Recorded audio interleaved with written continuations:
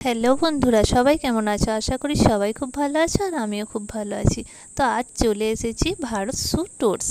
তো এখানে বল কিনতে, যে আমার ছেলে অনেক দিন থেকেই বায়না করছিল একটা বল কিনবে, যেহেতু এই দাদাগুলোর আছে।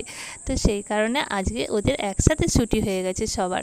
তো সেই জন্য দাদাগুলোকে নিয়ে চলে এসেছে বল কিনতে। আমিও আছি সঙ্গে, যেহেতু আমি রোজ ওকে দিতেও যাই আবার আনতেও আসি। তো ওরা দেখছে কোন বলটা নেবে।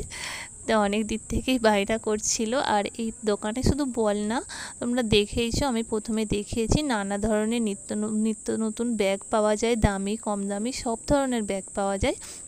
আর খেলার নানা ধরনের সামগ্রী এখানে পাওয়া যায়। তো কাকুটা বল বের করতে চাইছিল না, ওরা একটার পর একটা চাইছে, কিন্তু না, আমি বললাম ওরা বাচ্চা তো, ওরা তো পছন্দ করবে, আর ওরা তো ওরকম বলবেই, তো দেখাতে হবে। সেই কারণে ওদেরকে নানা রকমের বল দেখাচ্ছিল। আর ও বাড়ি থেকে বলেই এসেছিলো যে আমি ব্লু কালারের বলটা নেবো।